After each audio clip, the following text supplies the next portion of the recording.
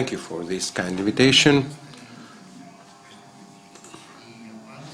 So I guess we are the answer to the previous question you asked, how you can attract investment, etc. So a few words as far as we are concerned and where the foundation is entangled in this case. Of course, we don't have the know-how, we don't have the funding instruments of the previous speakers. So we are a foundation which is rather young, especially in the agro-field sector. It was founded in 2011 in honor of Captain Vassilis and Carmen Konstantakopoulos. Our original purpose was to establish Messinia as a model of sustainable rural development, supporting and implementing corresponding actions. Since then, we have managed to quite grow up. We work in the cultural sector, environmental sector, in societal matters. So it means, in other words, we have a holistic approach. So I guess that we can combine agriculture with culture, environment. So we have, as I said, a greater understanding of what is us and how we can see things differently. So our own approach, even today, it's going to be rather more general, more open. I hope it's not going to be seen what I'm going to describe as a utopia, as a dream, but I hope that as we are members of this foundation of the captain, the late Captain Vassilis Konstantakopoulos, I believe we can navigate in uncharted territory sometimes. So let's say where we stand today. Allow me to start with the negative aspect. So what are the risks, the dangers in agriculture, the things that we face, and of course what we try to face, not just ourselves, but I mean, generally speaking, people who are interested in agriculture, if I dare to say, the ones who try to support the field, generally speaking. So one of the most crucial problems in agriculture is the low level of training, which creates additional problems on how we use the land, how we see the different investment opportunities, how we sell, how we conduct transactions. And I believe that everyone can actually understand that if you try to communicate with a farmer, you see that there is a lack of knowledge, a lack of training. Another problem is the aging population. We're not talking just about aging population, we talk about lack of population, especially this year. We are in serious need of manpower, of working hands, as we say. So there is a labor shortage, and we see how things work. And of course, the primary sector faces serious problems. Of course, low prices, the high production costs, that becomes even higher, lately at least, the attractive professional alternatives for young people, and last but not least, under the umbrella of the so-called climate crisis that farmers felt on their own skin, let's say. So what shall we do? Of course, I guess that there are still opportunities. There is a new generation of farmers, hopefully, a small new generation, smaller than the one we've been dreaming of. We talk about new people who try, who do the best with the tools they have, with the skills and the knowledge they have acquired. We have the new CFP, a huge financial tool. Yes, I do know that we had also financial tools in the past, but I believe that now farmers are more mature and the new CFP is more mature, so I guess that the Common Agricultural Policy, Common Farmers Policy, will resolve problems of the past. So I believe we should see things differently and not just in rationale, go get the money and stop. So we have the self-sufficiency policies, the pandemic, and of course the invasion of Russia and Ukraine has opened up the discussion about self-sufficiency of the different countries. So when we used to import goods from Pakistan, from India, for example, now there is a dialogue whether we should try to have a better self-sufficiency as a country. So this is a discussion that is rather live, and we see that there are some first actions, reactions and measures. The past 2 years, we started talking about these things during the pandemic. I believe that such actions will be implemented in a more aggressive way. Still, we have an increase of tourism in Greece, but if we manage to have a correlation of tourism with the primary and the secondary sector, well, I guess there are many things that we can expect. You should think that it is a market that every summer, or every 6 months actually, we have people who come, consume, ask for qualitative products. So if we are ready to provide such products, people will not be simply satisfied. It's something they will ask for. They don't want to eat the same food they eat at home. They need something different. They need the so-called Greek experience. Qualitative products, something which is also very important. We see it's something in great demand in terms of course, ingredients, in terms of recipes. Of course, we do know that the enemy of a qualitative product is high prices, but I believe there is a policy right now that can support such issues, and of course new technologies, precise farming, and new financing that can deliver solutions to different problems, like technical ones or questions of self-sufficiency of farmers. So, what we do, how we can see and support which actions should be funded and how we can help farmers, generally speaking. I'm sorry, I missed a slide, says the speaker. So what else should be considered? Agriculture is not a dinghy, and you say that I will just navigate from one side to the river to the other. So if we need to take any given decision, if we want to change things, if we need to adapt, well, it takes a lot of time. So let's be honest, we need a concrete and robust planification, because if you do things hastily, well, you do not take good decisions, especially as far as farming is concerned. So this is not the way to go. As unfortunately as we are in a period where things go very, very fast at a rapid pace, so we see that the question of self-sufficiency is an important parameter that needs to be seen in the near future. And something else, we do understand that the current support for farmers is rather income-oriented, and therefore I believe that these people have learned under this rationale, under this tradition, let me just get the money to be able to work things out in 2022, and I shall see what I'm going to do in the next year. So this does not provide a permanent solution. We're dealing about the vicious circle that should be interrupted. So we need to find permanent solutions to problems. Otherwise, we cannot simply continue under this rationale.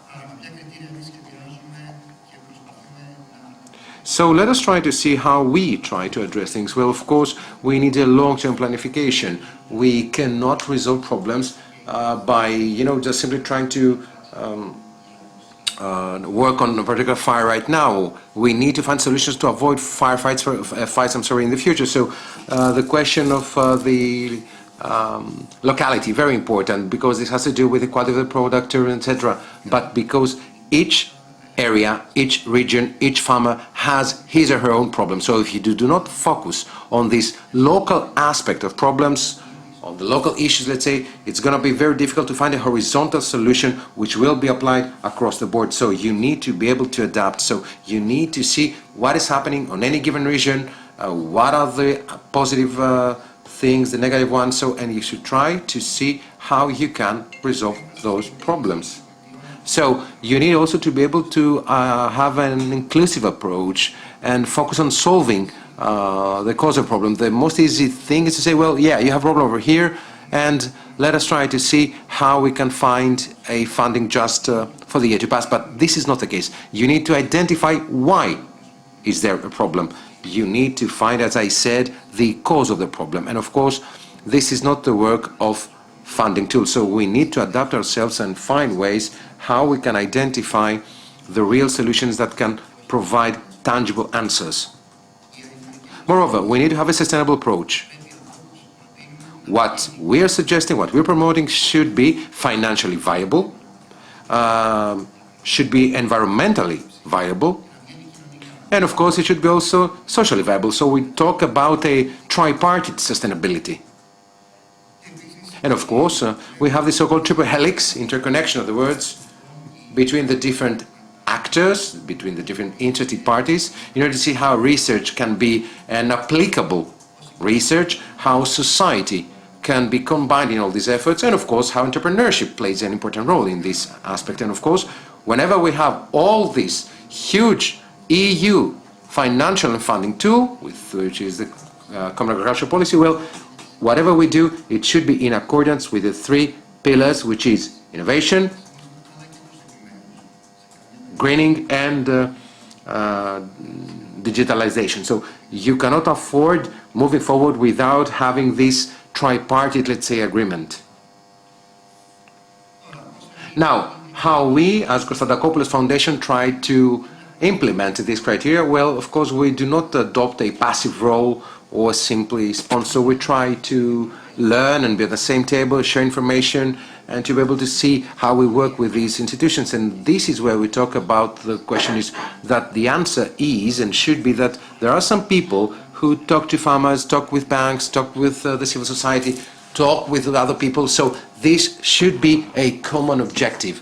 So if you wish to promote this rationale of dialogue and feedback, to be able to see what the farmer actually needs, well, you need to establish a true open dialogue. So this is the way we should actually move forward. So what we're trying to do is to be a hub, a catalyzer that tries to combine those people who wish truly to achieve and change and to be able to interconnect private, public sector, NGOs, and any other given interested party who has a saying. And of course, we do not hold every possible knowledge. So we need to work together. We have learned to believe that farmers accuse banks, the state accuses farmers, the banks accuse the state, etc. So at the end of the day, nobody can arrive at an agreement. So we should try to see how finally I can deliver solutions, how can be able to offer solutions to the people who are in great need. So this is the way to go. Now, why we do this is because we're good people. It's a question of ethics. No, it's not a question of ethics. It's a question of morality. It's because we need to deliver solutions. If you do not change the way you proceed, well, you're doomed to fail. Because if you used to work as in the past, in a parallel way, without seeing what the other did, well, the outcome was not the desirable one. So we see that via this new approach of us of the last 10 years, and as far as we are concerned, at the level of Konstantakopoulos Foundation, we have arrived at the results we have all been expected. So let's see some of the examples of the things that we've been doing, of how we work. Well, the first thing that we do, and we started in 2013, we did with the Foundation for Economic and Industrial Research. There was a study, questionnaires, many things. So we want to see what happens in the area, what should be done differently, and they arrived with a so-called to-do list. In other words, things that should be done, and of course some simple solutions via 3 different steps. In other words, via concrete prioritization, how easy things can be done or not. So there were questions related to legislation, to state policies, but there were some priority issues that could be easily resolved, and we focused on these particular issues. So I believe this is how we moved forward. Now, we also have different seminars in order to see how things take place on the field in Messenia. So we try to listen what people want. So it is very important to be able to be open to this dialogue, because at the end of the day, nobody talks to each other. We also work a lot on training and education. This is what I start saying, that there is a lack of knowledge. There's a great knowledge deficit, especially to farmers. So that is why we have the creation of the seminar research project for training in Messinia. And from that particular point, we have already 1,500 people who have participated in training seminars. We have counseling. We have 10 programs running via a collaboration which is established with digital farming on olive oil and olive trees. We have different agronomic meetings with the aim of disseminating scientific information, talk about practical matters, things that should be applied on the field without having, my cousin said that I should use X pesticide or my brother said I should do the other. So we do also some applied research. In other words, we wish to promote all the positive aspects of our work. So we did the research with USDA as far as polyphenols, how they're used in a clinical study in the United States. Also about the black resin, which has 15,000 greater nutrient value against sultanina resin. So it is something that's only produced in Greece. Also Khodorkatsari, which is a type of tomato. We try to have an interconnection also with the local companies, because we want to have this local type of tomato that will be grown in Messinia. We also had some forums about extroversion, so how we can promote products, how we can have a network with producers, because we want the people to see things. Many of them manage to, via these network sessions, to seal deals with international companies in order to export their products. I'm not going to enter into all the details of our project. Still, we also have the Museum of Messinian Diet, where we have all the old recipes, the new recipes of Messinia, in once again rationale of interconnection with tertiary sector.